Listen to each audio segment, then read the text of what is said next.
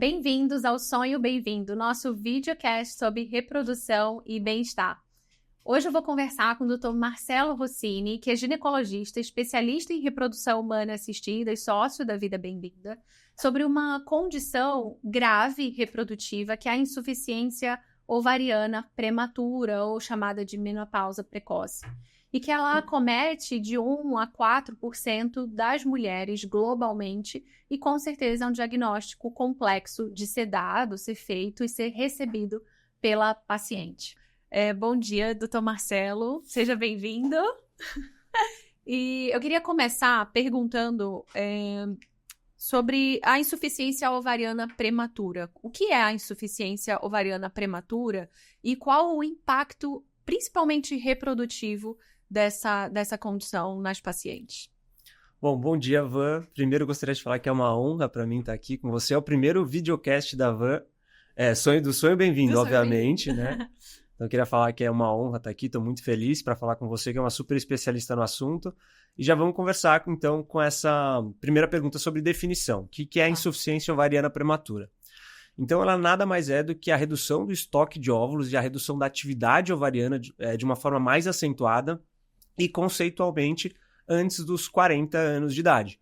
Então, a gente sabe que a menopausa fisiológica, ela ocorre entre os 45 e os 55 anos, e ela, na realidade, é um estado de hipoestrogenismo, né? Uma atividade ovariana que está reduzida e a gente tem sintomas decorrentes disso que a gente vai falar um pouquinho mais adiante. Então, é um erro muito comum, inclusive feito por ginecologistas, da gente comparar de forma simplificada a insuficiência ovariana prematura com a menopausa fisiológica, justamente o período da ocorrência da insuficiência ovariana prematura antes dos 40 anos, que traz tantos prejuízos para essa mulher, tantos efeitos deletérios para essa mulher que acaba convivendo com a insuficiência ovariana prematura. E do ponto de vista da fertilidade, a gente tem um impacto muito grande. Então, uma das premissas para que uma mulher, um casal seja infértil é a ocorrência da ovulação.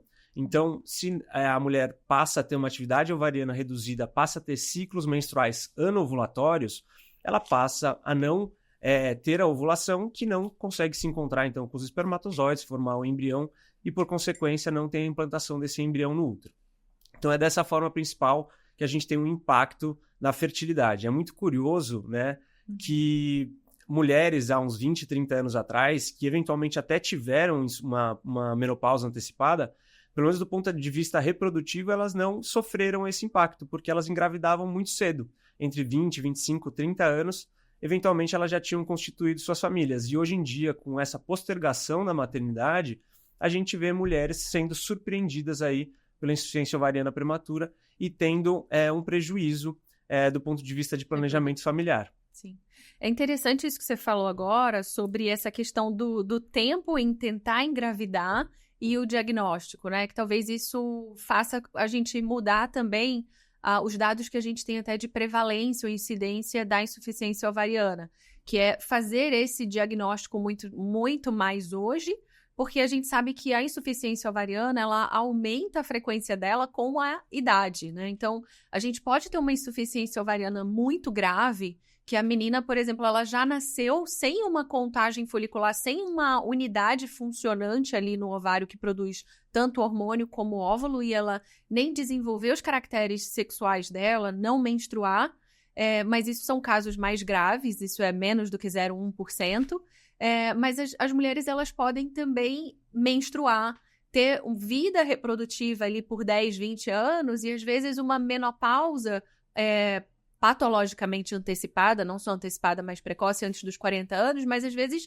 parou de menstruar ou ter o ovário funcionando ali aos 38 anos. E antigamente, as mulheres com 38 anos, elas já tinham encerrado ali seu projeto reprodutivo, né? E hoje não, hoje as mulheres vão depender dessa reserva ovariana no limite ali, já beirando do fisiológico e o patológico entre a parada dessa função ovariana, né? Então, me fala um pouquinho mais, Marcelo, sobre a prevalência, a relevância desse diagnóstico na reprodução humana pra gente, porque a gente tem uma situação que eu acho que é crítica hoje que a gente vive, que é o diagnóstico de baixa reserva ovariana, né? E eu queria muito entrar nesse ponto, nesse episódio, que é justamente a importância da gente fazer o diagnóstico correto dessa insuficiência ovariana e principalmente numa janela, talvez, em que essa insuficiência ela não esteja estabelecida, né? Que é um momento que a gente ainda tem algo ou muitas coisas para fazer reprodutivamente falando para essas pacientes. Mas me fala um pouco dessa prevalência e da relação com a baixa reserva ovariana, como você vê isso? Perfeito. Então, são muitos conceitos importantes que você trouxe aqui, Van. Então, o conceito de baixa reserva ovariana, ele é diferente de insuficiência ovariana prematura. Na baixa reserva ovariana, por mais que ela possa ser um espectro inicial de pacientes que vão evoluir com insuficiência ovariana prematura, na baixa reserva ovariana, que é um estoque reduzido de óvulos, ela ainda tem ciclos ovulatórios. Então, ela ainda tem chances de gravidez naturais que são muito semelhantes às pacientes com uma reserva aumentada, da mesma idade, obviamente. Então, são ali condições distintas, tá? Embora possa existir uma certa intersecção, uma certa sobreposição entre elas. Do ponto de vista de prevalência, a gente, nos últimos estudos ali, até 2016, eles diziam que mais ou menos 1% das mulheres em idade reprodutiva vão evoluir com insuficiência ovariana prematura.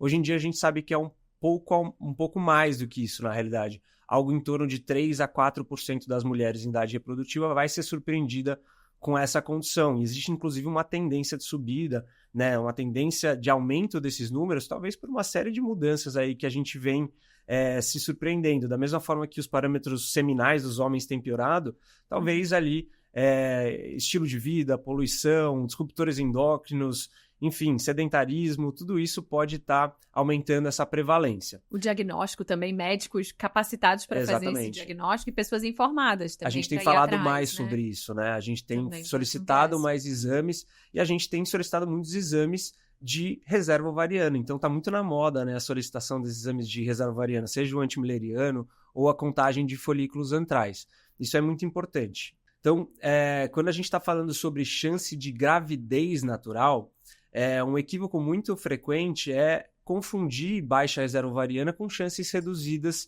de gravidez. Então, a gente sabe que a única condição em que a quantidade de óvulos está tão reduzida que vai impactar mais do que na qualidade dos óvulos é a insuficiência ovariana prematura. A quantidade estava tão reduzida que ela parou de ter ciclos ovulatórios. Marcelo, eu acho que uma das grandes dificuldades nossa é o diagnóstico, né? Eu costumo dizer para alunos, outros médicos, eu sei que tem muitos médicos que acompanham aqui a gente, que a insuficiência ovariana, o diagnóstico ele é muito simples, né? Ele é muito difícil de ser dado e de se receber com certeza esse diagnóstico, mas a gente titubeia muito em fazer esse diagnóstico. E é importante, eu acho, a gente focar nesse diagnóstico também, porque uma das histórias da insuficiência ovariana para paciente, que eu acho que assim como endometriose, por exemplo, as pacientes elas percorrem muitos médicos e elas demoram muito tempo até receber esse diagnóstico, né? Então, fala pra gente um pouco sobre os critérios diagnósticos, como esse diagnóstico é feito da insuficiência ovariana. Perfeito, Van. Então, como a gente sabe que tem especialistas que nos acompanham, é importante a gente falar do ponto de vista técnico. Então, esse diagnóstico não é para a gente titubear, a gente tem que dar, porque a gente sabe que quanto mais precoce a gente fizer esse diagnóstico, mais a gente vai poder ajudar essa mulher. Então, do ponto de vista hormonal, essas mulheres com insuficiência ovariana prematura, elas se caracterizam como um hipogonadismo hipergonadotrófico. Então, nome complicado, porém, do ponto de vista fisiológico, faz todo sentido. Então, níveis hormonais, um hipoestrogenismo, a hipófise tentando estimular mais esses ovários a produzirem mais hormônios, então induz um aumento ali de FSH e LH, que é o hipergonadotrófico, tá? Do nome.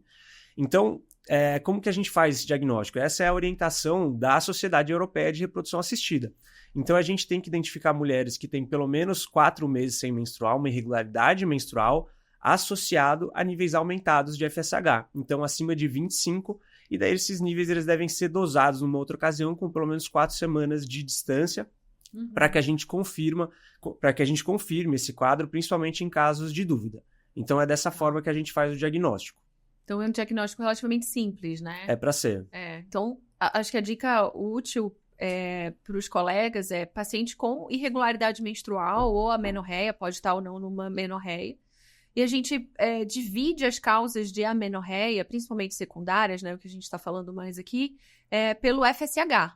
Detectou esse FSH alto, acima de 25, a possibilidade principal é insuficiência ovariana. Né? A gente não consegue pensar em outra coisa, né? E eu acho que existe uma diferença importante, eu gosto muito dessa linha de pensamento, Marcelo, não sei se você concorda comigo, da insuficiência ovariana estabelecida e desse espectro ali que talvez se sobreponha muito à baixa reserva, que seria uma insuficiência ovariana, talvez não a oculta, que eu acho muito etérea, né? A oculta, mas a bioquímica, pelo menos, em que a gente tem ali o FSH, às vezes, flutuante, isso pode confundir o colega também, às vezes. E eu pego pacientes que demoraram muito a receber esse diagnóstico, justamente pela característica flutuante do FSH nesse momento de queda importante da reserva ovariana. Né? Você vê um FSH 40, nossa, será que é uma insuficiência ovariana? Você espera e repete. E aí ele veio 18. Saiu do nosso limite do 25, né? O que fazer com esse diagnóstico? Você excluiria uma insuficiência ovariana nesse caso? Ou isso mudaria a tua visão? Porque a gente vê o tempo que as pacientes levam até estabelecer realmente essa função parada, né, do ovário. Nossa, atingir realmente a menopausa, meu FSH tá lá em cima porque o meu ovário não responde, tem um hipoestrogenismo, sintoma de hipoestrogenismo, de menopausa, eventualmente, e que é uma coisa estabilizada, né? E não mais flutuante, como a gente vê no início desse diagnóstico. Bom, eu acho que assim, Van, a paciente que ela já está manifestando irregularidade menstrual, ela já tem aqueles sintomas de transição menopausal, ali as ondas de calor, secura vaginal, mudança de humor, enfim, tudo isso, já denota ali um estágio mais avançado na evolução da insuficiência ovariana prematura. E daí a gente, do ponto de vista reprodutivo, não tem tantas coisas a fazer, tudo muito em campo experimental. É óbvio que em qualidade de vida, bem-estar, terapia de reposição hormonal, a gente tem muitas coisas a fazer. Então, como que eu vejo nesses quadros limítrofes de diagnóstico, por mais que a gente não consiga rotular ela tão bem caracterizadamente, assim, como pede o guideline, a gente já entende o movimento que está acontecendo. Então, se essa paciente está tendo esses ciclos de FSH bastante irregulares e tudo mais, e ela ainda tem ciclos regulares, talvez seja ali a nossa momento ouro de atuação, né? Se a gente pode fazer alguma coisa ou eventualmente orientar essa do ponto de vista reprodutivo, né? Se ela quer ter filhos, constituir família, que ela antecipe os planos de gravidez ou eventualmente que ela procure ali um especialista para fazer congelamento de óvulos. Então essa é a nossa janela de oportunidade, talvez, tá? Bom, vamos desenhar um pouco essa situação um pouco melhor. Eu acho que é um pouco complexo, né? Para quem está em casa ouvindo, então. Existe uma progressão de queda da reserva ovariana, né? Da mulher, que é normal, é fisiológico. Todo mundo vai perder reserva ovariana em algum momento. E a gente espera que essa reserva ovariana, ela acabe ali depois dos 45 anos, entre os 45 e os 50 anos, certo? Como você falou, é uma visão muito simplória, só dizer que essa reserva acaba antes, a gente tem vários fatores envolvidos nisso, mas o fato é que a insuficiência ovariana é quando essa função, tanto de produzir hormônio quanto reprodutiva do ovário, acaba antes da hora, né? Em algumas vezes, Marcelo, essa reserva ela pode acabar de forma súbita, né? Isso vai variar muito com a causa, com o que fez essa reserva ovariana acabar.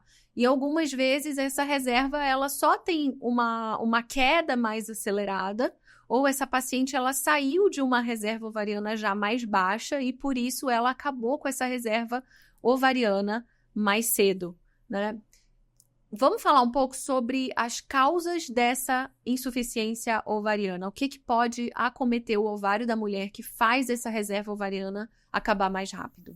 Bom, então falando sobre as causas de insuficiência ovariana prematura. Primeiro, as causas genéticas, a gente tem algumas alterações cromossômicas, a mais comum é a síndrome de Turner e algumas variações, e a gente também tem a mutação do X frágil. Então, essas causas genéticas são principalmente importantes em casos que a gente tem um histórico familiar presente, tá? Quando a gente está falando sobre doenças autoimunes, a gente sabe que existe uma prevalência muito grande, uma associação muito grande entre doenças autoimunes e insuficiência ovariana prematura. As principais seriam doenças da tireoide, doenças da glândula adrenal, diabetes tipo 1, lúpus, esclerose múltipla. Então, todas essas doenças podem estar associadas à insuficiência ovariana prematura. E o que está por trás disso é uma oforite autoimune. O que é isso? É basicamente a produção de autoanticorpos contra estruturas ovarianas. Então, o seu ovário está sendo agredido por autoanticorpos que você está produzindo, tá? Nas causas iatrogênicas, brevemente, existem duas principais atitudes médicas que podem interferir na reserva ovariana e no quadro de insuficiência ovariana prematura. A primeira delas seria em relação a cirurgias pélvicas, como, por exemplo, a remoção de endometrioma, cistos, teratomas e outras cirurgias que estão associadas à diminuição e à interferência na vascularização dos ovários, como, por exemplo, cirurgias que envolvem as tubas uterinas, como, por exemplo, a laqueadura, ou, por exemplo, a retirada da hidrossalpinge, que é aquela da tuba que está acometida pela hidrossalpinge, que é o acúmulo de líquido dentro da tuba, e até mesmo cirurgia como a remoção do útero pode interferir na vascularização dos ovários. E o segundo motivo seriam as causas relacionadas à quimioterapia e radioterapia. Então, pacientes que têm um diagnóstico oncológico, que têm que passar por tratamentos quimio e radioterápicos, que têm um efeito gonadotóxico, ou seja, que vão interferir na saúde dos ovários. E daí tem uma porcentagem grande de mulheres que pode acabar evoluindo com a insuficiência ovariana prematura. É óbvio que isso vai depender de uma série de fatores, como, por exemplo, a idade da mulher, a reserva ovariana prévia dessa mulher, o tipo do tratamento que foi utilizado e a duração desse tratamento. Mas uma porcentagem grande acaba sendo acometida por insuficiência ovariana prematura. Muito interessante, Marcelo, principalmente essas causas genéticas, né? Como você estava comentando. Eu acho que as principais causas, na verdade, a gente nunca vai saber qual é a causa, né? Que são as causas idiopáticas, que a gente chama. Então, às vezes, por mais que a gente investigue, não consegue identificar a causa, né? Então, até onde ir pela investigação dessa etiologia, desse fator causal, e o que é importante a gente saber ou não. Porque, por exemplo, nessa questão genética, qual é a relevância de você saber que a sua causa é genética? E o que a gente investiga hoje geneticamente na insuficiência ovariana? Perfeito, Van. Então, a gente sabe que até 50% dos casos, infelizmente, ainda hoje em dia é o que a gente chama de idiopático. A gente ainda não vai ter uma causa específica associada. Mas eu sou um pouco mais otimista. Eu, honestamente, acho que muito em breve a gente vai conseguir dar um diagnóstico mais preciso para essas pacientes, né? Um diagnóstico causal mais específico. Você diz com esse diagnóstico mais preciso de painéis genéticos? Ou... Painéis genéticos.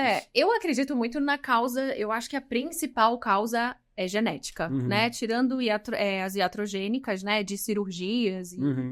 Acho que a causa genética ela é muito importante. Quando a gente olha, principalmente pacientes que não têm história genética, nada genético identificado, ainda assim, essas pacientes, 30% têm história familiar de uma insuficiência ovariana. Então, o que mostra que tem uma relação genética, mas talvez com condições que a gente não consegue identificar. Né? Mesmo quando a gente fala de doenças autoimunes, muitas doenças autoimunes também são genéticas, né? Eu tenho pacientes que têm doenças autoimunes familiares frequentes, têm doenças autoimunes, a gente não consegue diagnosticar o anticorpo, o anti-ovário, o o anti-21 hidroxilase, que é o anticorpo que a gente valida para dizer que é uma doença autoimune, mas tem condição autoimune associada, doenças glandulares, endócrinas ou não, e história familiar também. Como você vai dizer que essa questão não é genética não tem um caráter genético? A gente vê as mulheres cujas mães tiveram uma menopausa antecipada têm 6 vezes mais chance de ter uma menopausa também antecipada. Se tem mais de uma mulher acometida na família, essa mulher que está na nossa frente, ela tem 12 vezes mais chance. E se essa mulher tiver uma irmã gêmea idêntica, aí a chance, os estudos mostraram que a chance é mais do que 18 vezes. Então, por mais que a gente, diante dos diagnósticos que a gente orienta hoje que devem ser feitos, não está nenhum presente, com certeza tem ali um componente genético hereditário que a gente ainda não conhece. Mas voltando à pergunta sobre quais exames que a gente tem que fazer hoje em dia, né? Aí voltado mais para o profissional. Então, basicamente o cariótipo, né? Principalmente buscando síndrome de Turner e algumas variações cariotípicas, e a mutação do X frágil, que na realidade é alteração na composição do gene FMR1. E qual que é a importância disso? E a mutação desse gene, além de estar associada à insuficiência ovariana na mulher, ela está associada, ela é a principal causa de genética de déficit intelectual nos homens e alterações. Déficit grave, né? Um déficit grave, Hereditário. inclusive casos de autismo.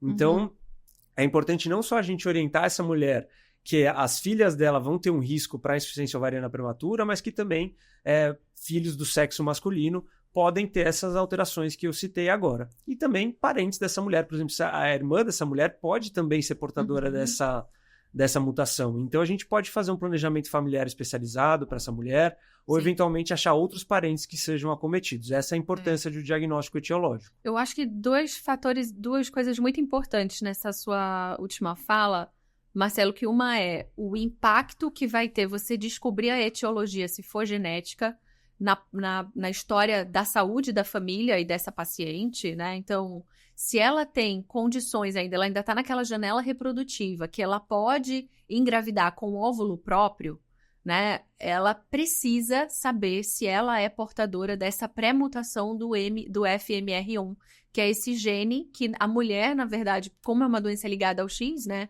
Ela é portadora, é raríssimo o caso de retardo mental feminino por causa disso, mas é a maior causa de retardo mental em meninos, né? Então, ela saber se ela pode engravidar com o óvulo próprio e ela tem esse diagnóstico de insuficiência ovariana, ela precisa saber se ela é portadora disso ou não, né? E uma outra coisa, eu acho que é chamar a atenção para esse fator de risco mais importante para a insuficiência ovariana, que é a história familiar de insuficiência ovariana, né? Fala um pouco disso, como isso é importante para você no cuidado dessa paciente, como os pacientes que estão em casa também podem se atentar para isso, porque a gente faz muito esse diagnóstico, né? Tipo, a irmã dela começou a fazer algum tratamento para tentar engravidar, identificou uma reserva ovariana muito baixa ou uma insuficiência ovariana, e ela foi investigar nela mesmo não tendo esse objetivo reprodutivo ainda, e acabou se descobrindo com insuficiência ovariana também. Isso é muito comum, né?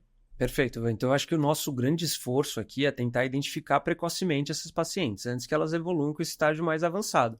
Isso vai depender de um esforço conjunto de muitos profissionais. Então, acho que uma das dicas mais importantes que a gente pode dar, dicas não, né? Orientações que a gente pode dar para profissionais da saúde, aqueles que vão receber primeiramente essa paciente, seja o ginecologista geral, o clínico geral, o endocrinologista, nutricionista, enfim, todo mundo da área da saúde, a gente identificar fatores de risco associados à menopausa antecipada. E o principal fator de risco, então, é a idade da menopausa da mãe ou de outras mulheres da família. Então, a gente tem que perguntar ativamente, né? Qual foi a idade que a sua mãe entrou na menopausa? Esse é um primeiro passo. E daí, a partir disso, se a mãe tiver tido uma menopausa antecipada, a gente tem uma recomendação formal de avaliar a reserva ovariana dessa paciente, eventualmente orientar um planejamento reprodutivo mais antecipado ou congelamento de óvulos.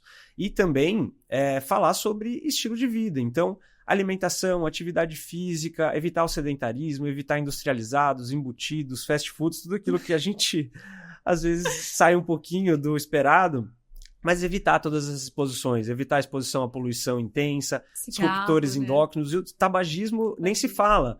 Então, a gente sabe que mulheres que fumam têm 2 vezes mais risco de evoluir com uma menopausa antecipada do que mulheres que não fumam. Então, é um fator sabidamente que interfere nisso. Acho que você me lembrou de uma coisa também, um dado muito importante é tabagismo da mãe na gestação. Perfeito. É um fator de risco altíssimo para insuficiência ovariana. Perfeito. E o tabagismo passivo também, né? Eu falo isso para os pacientes e antigamente, né, isso há 20, 30 anos, que essa geração hoje que estaria evoluindo com uma insuficiência ovariana, quantos pais não fumavam e não saíam de casa? Ninguém saía de casa para fumar ou deixava de fumar perto de uma grávida. Às vezes é uma história muito comum dessas pacientes com insuficiência ovariana ou tabagismo. Então, se você estiver grávida, não fume, não fique perto de um tabagista. A gente via as campanhas, né, de cigarro, de marca de cigarro, quando a gente era mais jovem. Eles inclusive, faziam uma apologia para que as mães fumassem, falando que os filhos iam nascer bonitos. O filho ia nascer menor, o parto ia ser mais fácil.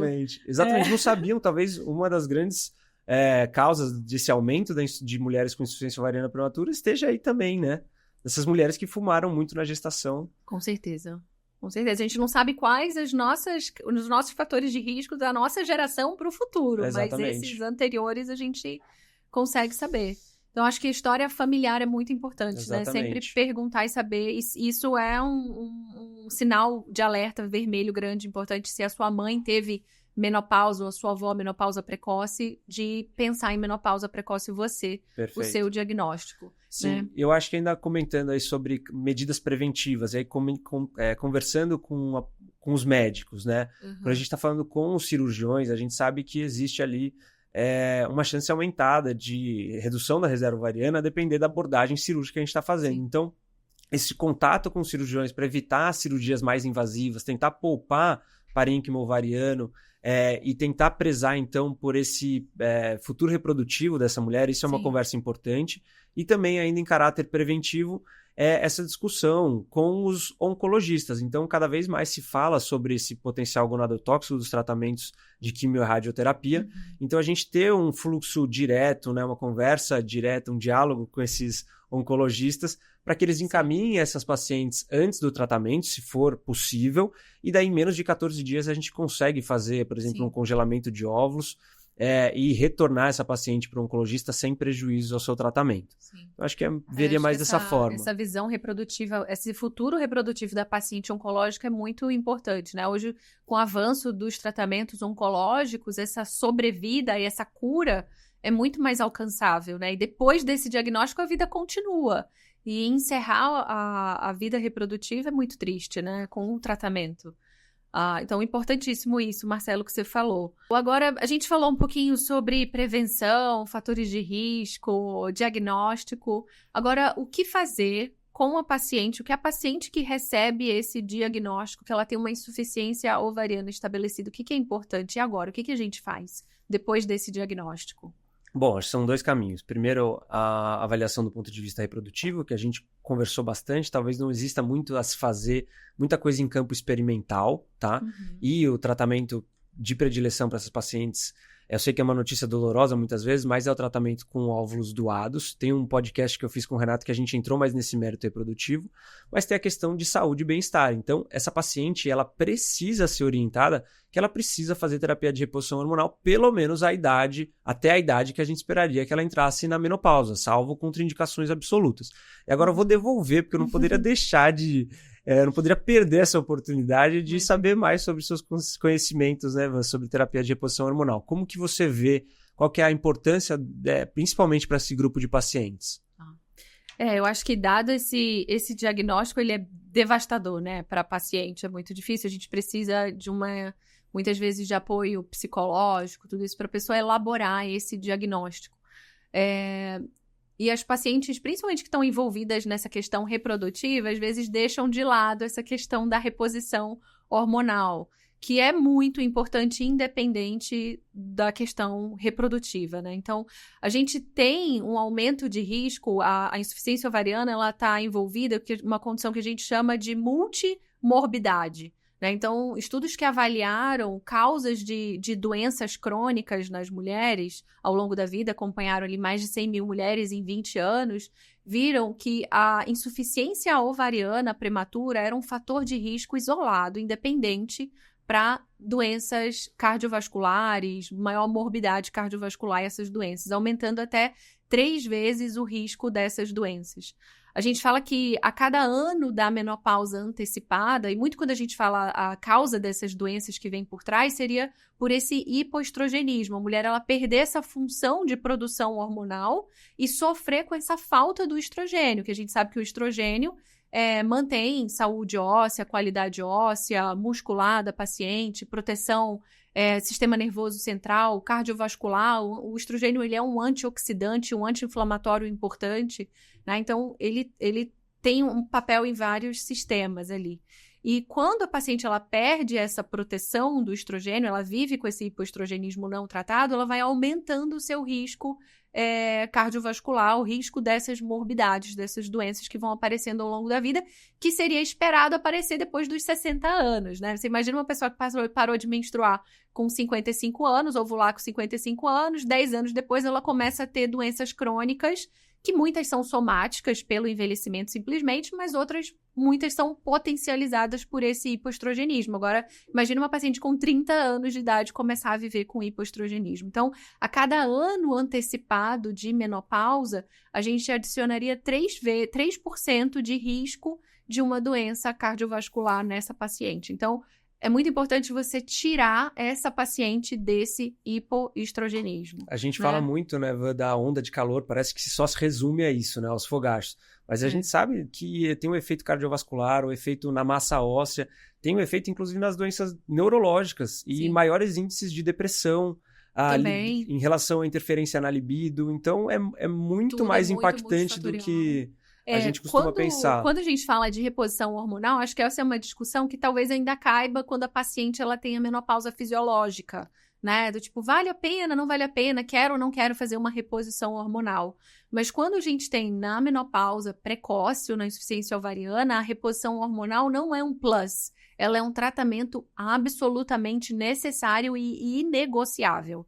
Né? Ele não vai fazer retomar a função ovariana, isso é importante, não vai fazer, por mais que você reponha hormônios de forma cíclica e volte a menstruar, ele não vai ajudar a voltar à função do ovário, né? Mas esse é inegociável. Eu não sei como você falou que a paciente tenha uma contraindicação absoluta, e às vezes é uma contraindicação absoluta naquele momento. Perfeito. Né?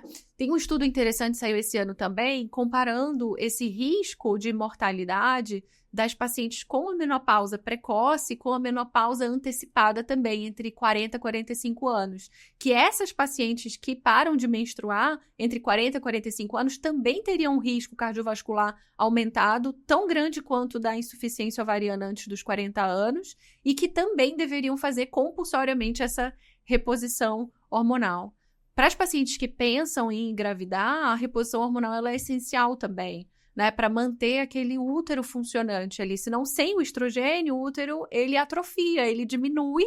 Tudo bem, você consegue depois, nossa, eu tô há 10 anos menopausada, quero engravidar. Dá estrogênio, estimula de novo aquele útero. Mas é muito importante manter a função uterina ali para aquela paciente que tem um desejo reprodutivo. Perfeito, também. Fazer tratamento ali com óvulos doados, mas no futuro daí faz um preparo desse útero com alguns hormônios e pode receber... E transfere. Faz a transferência sem problemas. Ô Van, a última perguntinha aqui sobre uma gravidez inesperada. É possível engravidar eventualmente aí, depois que essa mulher entrou na insuficiência ovariana prematura, a gente conseguiu caracterizar? Qual que é a chance disso acontecer? Acontece, né? Primeiro, eu falo a lei de Murphy, né? Depende se a paciente ela quer engravidar ou ela não quer engravidar. Com certeza. A insuficiência ovariana, ela já foi chamada de falência ovariana, né? A gente abandonou esse termo, né? A comunidade pede que não se use esse termo, justamente porque a insuficiência ovariana ela tem esse caráter flutuante, intermitente, né? Principalmente quando a gente tem um fator autoimune associado, né? Que a paciente ela vai parando de ovular, para de ovular, aí ela volta, aquela doença autoimune às vezes teve uma remissão, melhorou, o ovário volta a funcionar. Eu converso com as pacientes, parece um suspiro, né? É um suspiro, dá um suspiro. Então, o ovário ele vai claudicando, né? A função vai reduzindo, volta a ter função, reduz mais a função. A gente não sabe, às vezes, quanto tempo isso vai acontecer. Mas numa dessas, a paciente ovula e ela engravida. Então, tem um percentual grande de pacientes que já têm o diagnóstico de insuficiência ovariana e aí elas voltam a ciclar. Mais ou menos 25% a 50% das pacientes vai ter alguma atividade intermitente. Em algum momento vai voltar a menstruar. Menstruar pode significar retorno da fertilidade ou não, da ovulação ou não, mas normalmente quando menstruou, ovulou. E essas pacientes, elas são mais jovens, elas têm melhor qualidade, então mesmo com uma reserva mais baixa, ela tem qualidade de óvulo e tem capacidade de engravidar. Eu acho esse número superestimado, de 5%, de dizer que 5% com insuficiência ovariana engravida. 5% talvez que tem diagnóstico de não genético, né? Ou que estão no início do diagnóstico também, porque isso é um outro dado importante. Como predizer que essa paciente ela vai voltar a ciclar ou não, né? Isso é mais verdadeiro disso acontecer, é mais provável que ela volte a ciclar e ovular e possa engravidar se ela está nos primeiros anos do diagnóstico e se ela fez esse diagnóstico precocemente, com alguma função ovariana residual ali também. Perfeito. Né? Quanto menor o tempo da última menstruação, maior quanto chance mais de jovem... ter uma outra menstruação ainda. Né? Talvez seja um alívio, às vezes, para a gente pegar a paciente nesse momento e a gente tende, às vezes, se a paciente quer ela pode engravidar naquele momento, tem um parceiro, refazer os planos dela e tentar engravidar usando essa reserva ovariana dela e essa função ovariana, engravidar naturalmente, às vezes é até muito mais fácil do que ela ir para uma fertilização in vitro, que eu vou ter vantagem quando eu falo de quantidade de óvulo. E a gente não vai ter quantidade de óvulo nessa paciente que tem uma reserva muito reduzida, né? Perfeito. Então, seria melhor aproveitar esse último respiro ali E essa é a questão. Então, se você está em casa e está vendo que está passando por algo parecido, não espere. Esse é o momento mais importante para você buscar um especialista. Eu acho que excluir, então, coisas genéticas importantes para você não saber se você tem um risco de ter uma doença genética grave, ali passar principalmente para meninos, né? Tendo esse não sendo portadora dessa pré-mutação, que é grave, tentar engravidar naturalmente. Perfeito. Né? E se não quiser... Se não for possível ou não quiser... Contraceptivo, inclusive, né? Exato, exatamente. Então, lei de Murphy, se você não quer engravidar, use contraceptivo, né? Muitas vezes a gente faz isso. Isso é uma outra questão também. A gente adia muito o diagnóstico de insuficiência ovariana. Quantas pacientes a gente faz o diagnóstico de insuficiência ovariana e a gente não consegue dizer quando ela entrou na insuficiência ovariana, né? Porque ela vem, às vezes, usando 10 anos de pílula, não foi causada pela pílula, Tem aquele mito, obviamente. Né? De que a pílula causou a insuficiência ovariana prematura ou qualquer coisa do tipo. Na realidade, ela mascarou ali aquele período em que a doença se estabeleceu. Mascarou. E a gente perde essa visibilidade de quando se instalou essa insuficiência ovariana. E funciona como uma reposição hormonal também. Então, ela não vai engravidar e perdeu a função ovariana sem a gente ter conseguir ter essa visibilidade. Né? Perfeito. Muito bom, Marcelo. Mais alguma colocação importante, um recado para quem passa por esse diagnóstico, para médicos no geral, sobre o assunto? Eu acho que esse assunto é muito extenso e a gente tem que ficar retomando ele muitas vezes, porque a gente vai se deparar cada vez mais com esse diagnóstico. Eu acho que o recado para as pacientes e para os colegas é que a gente não menospreze esse diagnóstico. A gente fale sobre isso do ponto de vista a educar as nossas pacientes e os nossos profissionais e que as nossas pacientes tenham acesso a um atendimento multidisciplinar. Sim. Então, não só com uma ginecologista endócrina ou com alguém especialista em reprodução assistida, mas também do ponto de vista fisiológico, um suporte nutricional adequado, atividade física, tudo isso vai ser importante para aumentar a qualidade e a saúde dessa mulher. Mas eu acho que é isso, Van. Gostaria de complementar alguma coisa? Agradecer a sua participação, o convite para participar desse videocast com esse médico, a gente é do núcleo ruivo da Vida Bem-vinda. A porcentagem ruiva da Vida Bem-vinda. Queridíssimo professor do Art Academy também. E colega do HC, né, Marcelo? E para falar para as pessoas que realmente a insuficiência ovariana ela é um diagnóstico muito impactante para a paciente de receber. Você, talvez reprodutivamente, eu falo, a única coisa boa de você receber esse diagnóstico é que você tira um pouco o peso da pressa. Também de resolver isso, de resolver alguma coisa. Quando esse diagnóstico é estabelecido e a paciente ela já está em menopausa precoce, ela tem tempo de tirar um tempo para elaborar tudo isso, né? Porque é um diagnóstico muito difícil de aceitar. E para os colegas que realmente pensem em insuficiência ovariana, buscando por esse diagnóstico e sabendo que quanto antes a gente faz esse diagnóstico ou identifica esse período ali em que a paciente está chegando e não tem essa insuficiência ovariana estabelecida, mais importante é para a paciente não ter medo de fazer este diagnóstico, né? Principalmente enquanto a gente ainda tem o que fazer. Perfeito, de acordo, Van. É isso, muito obrigado, viu? Bom, a gente espera que esse episódio tenha sido útil e super informativo para você. Lembrando que ele não substitui uma consulta médica e não tem nenhum vínculo médico-paciente nesse episódio. Então, procure um médico e investigar se você acha que passa por essa condição ou precisa de mais informações. Se você gosta desse conteúdo e quer mais informações sobre saúde, bem-estar e medicina reprodutiva, siga a gente nas nossas redes sociais e assista mais episódios do nosso Sonho Bem-vindo.